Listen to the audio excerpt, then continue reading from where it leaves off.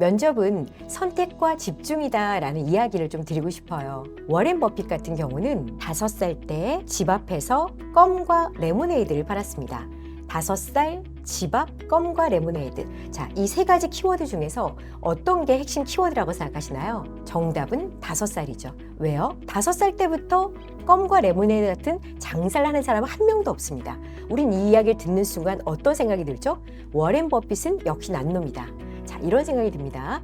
자, 워렌 버핏은 9살 때 주유소 옆에 있는 쓰레기통을 뒤져서 사람들이 어떤 음료수를 가장 먹고 버리는지 그거를 궁금해서 분석을 한 다음에 코카콜라가 가장 많이 나오는 것을 보고 코카콜라를 판매하기 시작했습니다. 자, 그렇다면 9살, 코카콜라, 주유소, 쓰레기통 4가지 키워드 중에서는 어떤 키워드가 핵심 키워드일까요? 정답은 쓰레기통이죠. 지금으로 따진다면 빅데이터입니다. 그죠? 사람들이 어떤 거를 좋아하는지를 미리 기획을 하고 분석을 해서 그 부분에 대해서 판매를 집중했다라는 것입니다. 이 2가지 워렌 버핏의 사례에서 알 수 있는 이야기는 어떤 걸까요? 저는 면접 수업을 할 때 이런 이야기를 참 많이 합니다. 여러분들이 사실 생각해 보시면 경험이 그렇게 특별한 분들이 많지는 않습니다. 하지만 똑같은 곳에서 인턴을 하거나 어학연수를 갔다 왔다 하더라도 이 부분에 대해서는 그 사람의 생각과 동기 바탕으로 해서 행동이 나타나는 것이기 때문에 결국 내가 어떻게 생각하고 어떻게 했는지 남들과 다른 점에 대해서 초점을 맞출 필요가 있다라는 이야기를 많이 드리고 있습니다. 아, 내가 말을 할 때 어떤 부분에 포인트를 둬서 말을 해야 되겠다라는 부분을 집중하셔야 돼요. 자, 예시를 한번 들어보도록 하겠습니다. 어떤 한 학생이 있었는데요. 이분은 독서토론 동아리를 2년 넘게 했습니다. 그런데 독서토론 동아리를 하다가 너무 동아리 원들이 적어지면서 동아리가 없어질 위기에 속하게 되었습니다. 그래서 SNS를 통해서 회원을 모집했는데요. 회원을 모집하기 위해서 3개월 동안 매주 한 번도 빠지지 않고 웹툰을 연재했습니다. 그래서 결과적으로는 3명의 부원을 추가로 모집하는 데 성공했습니다. 그렇다면 워렌 버핏의 이야기라면 어떤 키워드가 이 사람한테 가장 적합한 키워드일까요? 이 부분에 대해서는 여러분이 정하시는 거라고 말씀을 드리고 싶습니다. 책을 많이 읽고 토론을 했기 때문에 결국 다른 사람들의 의견을 받아들이는 의사소통 능력이 향상되었어요. 이 부분에 초점을 맞추고 싶으시다면 독서토론 동아리에 대해서 이야기를 하시면 되고요. 문제가 생겼을 때 어떻게 해결해 나가는지 문제 해결력에 초점을 맞추고 싶습니다. 라고 하신다면 부원을 모집하기 위해서 했던 활동에 대해서 말씀을 하시면 됩니다. 꾸준하게 어떤 활동을 한 거에 대해서 말씀을 드리고 싶어요 라고 생각을 하신다면 매주 웹툰을 3개월 동안 연재한 부분에 대해서 어필을 하실 수가 있습니다. 또 하나, 결국 이것이 결과로 3명의 추가 부원으로 이어졌기 때문에 성과 그리고 목표 지향적이다라는 부분에 대해서 어필할 수가 있습니다. 즉, 이 이야기는 무엇이다? 우리는 워렌 버핏처럼 특별한 사람이 아닙니다. 그렇기 때문에 우리의 이야기는 어떤 부분에 본인이 역량이라고 이야기를 하고 그 부분을 밀 것인가에 따라서 면접관들이 그 부분에 대해서 집중을 하고 질문을 하게 되어 있다라는 말씀이에요. 저는 면접관으로도 활동을 많이 해봤기 때문에 그런 생각들을 많이 해요. 제가 다대다 면접을 하면서 지원자들을 볼 때 사실은 지원자들이 4명, 5명 들어왔다가 우르르 나가고 나면 바로 잊혀지게 되어 있습니다. 그렇기 때문에 자신의 색깔을 드러내는 것이 매우 중요하다고 하는데요. 저는 매일매일 새로운 사람들을 만납니다. 그런데 어떤 사람은 그 사람과 헤어진 뒤에도 생각이 나는 사람이 있고 어떤 사람은 헤어지자마자 잊혀지는 사람이 있어요. 근데 저는 그 차이를 뭐라고 생각하냐면 자신이 얼마나 자신의 향기를 내뿜었는가에 대해서 차이가 느껴진다라는 이야기를 합니다. 그 향기라는 것은 무엇일까요? 자신의 생각을 저에게 많이 이야기해주고 자신이 가지고 있는 신념에 대해서 이야기를 해주면 저는 이 사람은 이런 생각을 가지고 있고 이런 신념을 갖고 살아가는구나. 이런 생각은 너무 멋지다 라는 생각을 하면서 그 사람에 대해서 매력 지수가 향상된다라고 생각을 합니다. 그렇다면 여러분들의 색깔이 면접에서 드러나기 위해서는 어떻게 해야 될까요? 첫 번째로는 침착해라 라는 말씀을 드리고 싶습니다. 말이 쉽죠. 어떻게 침착하면 좋을까요? 여러분들이 면접관 질문을 받았을 때 바로 질문 오자마자 답하는 걸 안 했으면 좋겠어요. 자기소개해보세요. 네, 안녕하십니까? 하면서 바로 질문과 답이 붙는 거를 안 하시는 게 좋습니다. 자기소개해보세요.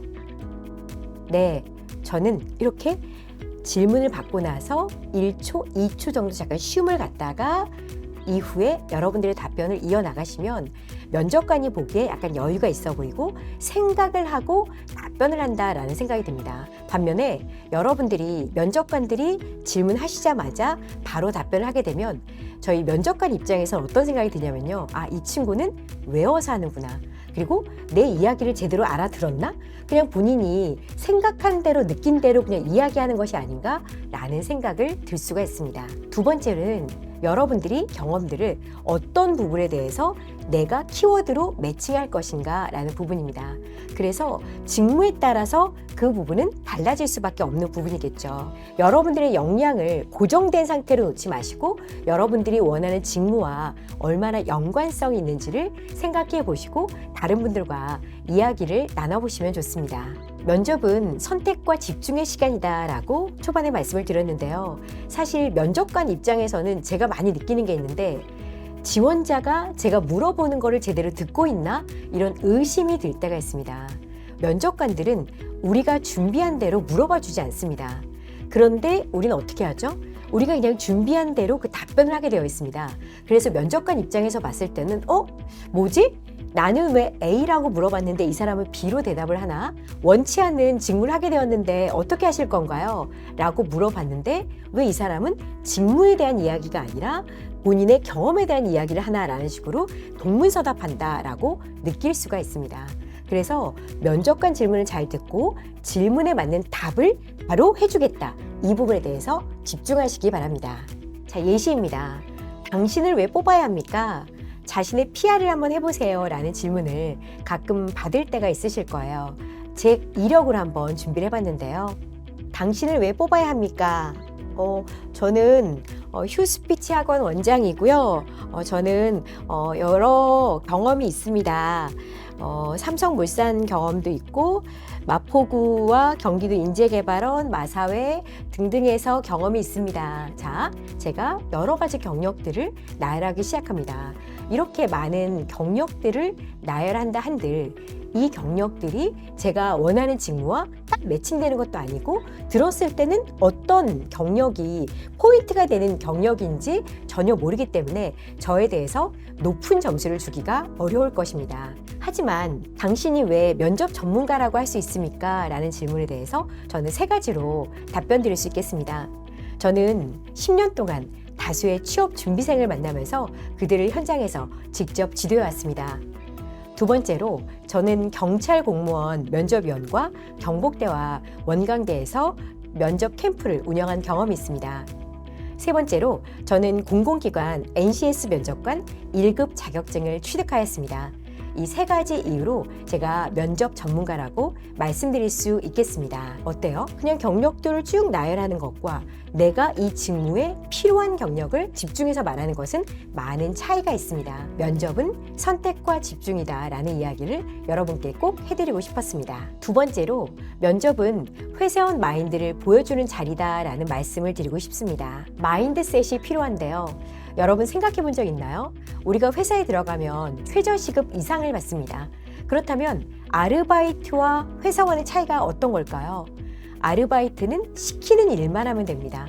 항상 우리가 아르바이트 하러 커피숍에 가면 어떻죠? 알려줍니다. 이건 이렇게 하시고요. 커피는 저렇게 타시고 손님 없으면 어떻게 하고 알려줍니다. 그럼 우리는 어떻게 해요? 시키는 일만 잘하면 됩니다. 회사에 입사해서 시키는 일만 잘한다? 그럼 그 사람은 일을 잘하지 못하는 것입니다. 우리가 많이 하는 말이 있습니다. 저는 돈을 받는 만큼 일하고 싶어요. 이런 말을 하죠. 그런데 여러분 냉정하게 한번 생각해 볼게요. 여러분이 사장님이라면 내가 100만 원을 이 사원에게 지급을 합니다. 그런데 이 사원이 100만 원만 벌어와요. 그럼 이 사람을 뽑을 필요가 있을까요? 없을까요? 당연히 없죠. 여러분들 여기 지금 시설비, 공간 이용료, 난방비 모든 것은 다 사장님이 투자한 금액입니다. 그런데 뽑은 사람이 100만 원밖에 일을 못한다? 그러면 사장님 혼자 일해야죠. 왜 사람을 채용하겠어요? 100만 원을 주고 사람을 채용한다고 한다면 그 사람이 최소 250만 원에서 300만 원어치는 일을 해줘야 된다라고 이야기를 합니다. 여러분들이 그래서 마인드를 조금 바꿔야 되는데요. 받는 만큼 일을 하는 것은 아르바이트고 그 이상의 것을 해놔야 회사원답게 일을 해내고 인정을 받는 것이다 라는 생각을 하시면 좋겠습니다. 회사가 사람을 뽑는 궁극적인 목적에 대해서 여러분들이 한번 생각해 보면 좋을 것 같아요. 회사는 우리가 친목을 도모하려고 모인 모임이 아니잖아요. 첫 번째는 수익을 창출하기 위해서 모인 집단입니다. 그러다 보니까 항상 여러분들이 성과에 대해서 내가 했던 여러 가지 좋은 결과물에 대해서 이야기를 하는 거죠. 그렇다면 여러분들이 이렇게 생각할 수도 있을 것 같아요. 저는 성과로 보여줄 수 있는 게 별로 없어요. 저는 정량적으로 측정할 수 있는 게 별로 없습니다. 이런 분들도 계실 거예요. 그렇다면 이런 분들은 어떻게 하셔야 될까요? 여러분들이 정성적으로 이야기할 수 있는 부분을 찾아야 돼요. 왜냐하면 여러분들 한번 생각해 보시면 요즘 화두가 뭐죠? ESG 경영입니다. ESG 경영이라는 것은 그만큼 고객들에게 우리 회사의 가치를 좋게 보여줘야 되고 앞으로 지속 가능한 회사로 보여줘야 한다는 거예요. 여러분 오뚜기 하면 어떤 생각 드세요?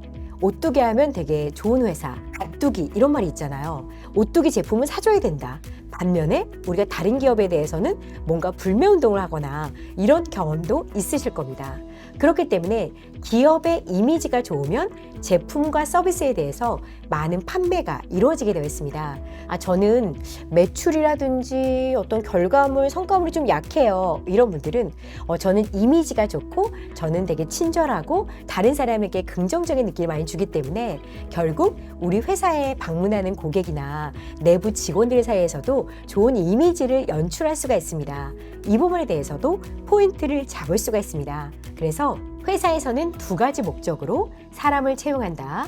매출 증대, 두 번째로는 이미지 제고. 이 두 가지 키워드를 꼭 기억하시기 바랍니다. 기성세대가 요즘 세대에 대해서 우려하는 세 가지가 있습니다. 첫 번째로는 바로 주도성이 없을 거다라고 생각하는 것입니다. 왜냐하면 예전 세대에 비해서 요즘 세대는 부모님이 더 많은 서포트를 해주는 세대입니다. 우리 그런 얘기를 많이 하잖아요. 부모님이 면접 보는 데까지 따라와서 면접장에 같이 들어가도 되느냐 이런 걸 묻는 분들도 계시고 회사에 출근을 못하게 될 경우에도 부모님이 전화해서 대신 우리 애가 아파서 오늘 못 갈 것 같은데 괜찮으냐 이런 걸 물어본다라고 이야기를 하죠.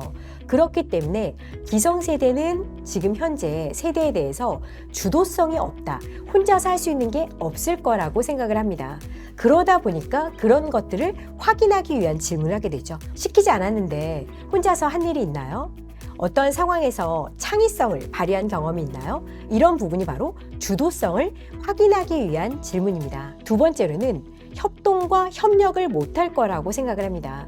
왜냐하면 예전에 비해서 이제는 친척들과의 교류도 많이 사라졌고 형제가 많아봤자 1명, 2명입니다.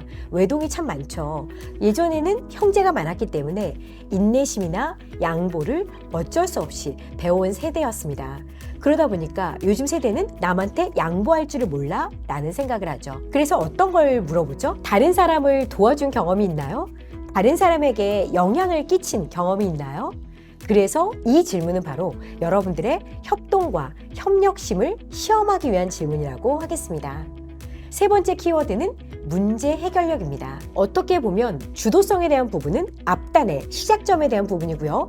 문제 해결력에 대한 부분은 마지막에 있는 마무리, 매듭 부분이라고 할 수 있겠는데요. 요즘 친구들은 어려운 일이 생기면 도망가거나 회피를 하지 그런 일들을 잘 챙기지 못할 거야 라고 우려를 합니다. 그래서 항상 물어봅니다. 어려움을 극복한 경험이 있나요? 다른 사람과의 갈등을 해결한 경험이 있나요? 이런 질문들을 하는 거예요. 그래서 이런 부분을 생각하시면서 면접 답변을 준비하시면 여러분들이 면접관들의 의도를 파악하기가 한결 더 쉬워질 것입니다. 면접을 볼 때 질문이 많은 게 좋은 걸까요? 나쁜 걸까요? 질문을 많이 받았다고 좋은 것은 아니다라고 말씀을 드리겠습니다. 우리가 한 지원자에게 질문을 많이 하는 이유는 두 가지입니다. 첫 번째로는 정말 궁금해서이고요. 두 번째로는 답변이 아리송해서입니다. 뭔가 긴가민가 싶으면 계속해서 탐침 질문이라고 하는데 깊게 들어가는 파고 들어가는 질문을 통해서 진위 여부, 진짠지 거짓말인지를 구분하는 것들을 해내게 됩니다. 그렇기 때문에 여러분들이 질문을 많이 받아서 나에 대한 관심이 많나? 꼭 그건 아니다 라고 말씀을 드리겠습니다. 두 번째로 면접관이 압박 질문이라고 해서 부정적인 질문을 던질 때가 있습니다. 부정적인 질문을 받으면 탈락하는 걸까요? 이 부분도 확실하진 않다? 아니다 라고 말씀을 드리겠습니다. 면접관들이 오히려 너무 좋은 얘기를 많이 해준다? 라는 거는 여러분을 뽑지 않을 경우가 많습니다. 우리가 오히려 내 사람으로 데려올 사람에 대해서는 여러 가지를 검증하고 시험해 보여야 되니까 부정적인 질문이라든지 여러 가지를 물어볼 수밖에 없는 거고요. 오히려 그 부분에 대해서도 떨어진 건 아니다라고 생각하실 수도 있겠습니다. 면접관이 이렇게 질문했습니다. 저희 회사는 야근이 잦습니다. 또한 지방으로 발령 날 수도 있는데 가능하실까요? 제가 이 질문을 받고 저는 저는 워라밸이 중요하기 때문에 야근은 좀 힘들 것 같습니다. 또한 가족과 친구들이 모두 이곳에 있기 때문에 지방 발령은 어려울 것 같습니다 라고 솔직하게 말했습니다. 그럼 저는 어떻게 됐을까요? 떨어졌을 겁니다. 왜냐하면 회사에서 면접 질문으로 야근이라든지 지방 발령을 물어봤다는 것은 그 회사는 야근이 잦고 지방으로 발령날 가능성이 높다라는 것입니다. 그런데 이 부분에 대해서는 못한다라고 말을 했기 때문에 탈락할 가능성이 높다라고 보시면 됩니다. 여러분들이 가끔 공공기관에서 PT 면접을 보는 회사들이 많이 있습니다. PT 면접의 주제는 대부분 정해져 있는데요. 바로 창의성을 발굴하고 문제 해결력 두 가지 키워드입니다. 그런데 이 부분에 대해서 항상 또 많은 분들이 오해를 하시는 부분이 말빨이 좋으면 PT 면접 합격인가요? 라고 많이들 물어보시는데요. 사실 말빨보다는 오히려 구조와 문제 해결력, 결론을 어떻게 내고 창의적인 아이디어가 얼마나 많이 도출되느냐가 PT 면접의 합격, 당락을 결정한다라고 하겠습니다. 여러분이 어떤 공공기관에 입사 지원을 했습니다. 이 공공기관에서는 성실, 근면, 그리고 꾸준한 인재를 가장 중요한 키워드로 잡았습니다. 여러분은 도전, 진취성, 그리고 멈추지 않는 열정 세 가지 키워드를 가지고 이 회사와 면접을 봤는데요. 그렇다면 회사에서 원하는 인재상과 여러분이 추구하는 인재상이 다소 달랐습니다. 면접 결과는 어떻게 됐을까요? 떨어질 확률이 더 높습니다. 왜냐하면 회사는 개인이 아니기 때문에 전체적으로 추구하는 비전과 미션이 있습니다. 특히 공공기관이나 공기업들은 그런 미션에 대해서 집중도가 높은 것이 사실입니다. 그래서 여러분이 생각하는 인재상과 회사의 인재상이 맞지 않으면 탈락할 가능성도 있으니까요. 그 부분도 입사 지원할 때 많이 참고를 하시면 좋습니다. 또 하나는 이런 부분입니다. 여러분들이 면접을 보다 보면 이 면접 안 될 것 같아 이런 생각이 들 때도 있을 거예요. 그러면 중간에 포기하는 분들이 계시는데요. 그렇게 되면 면접관 입장에서는 어떻게 저렇게 지원자가 지금 면접 보고 있는 중간인데 포기를 할 수가 있지? 라는 생각이 들 때가 있었어요.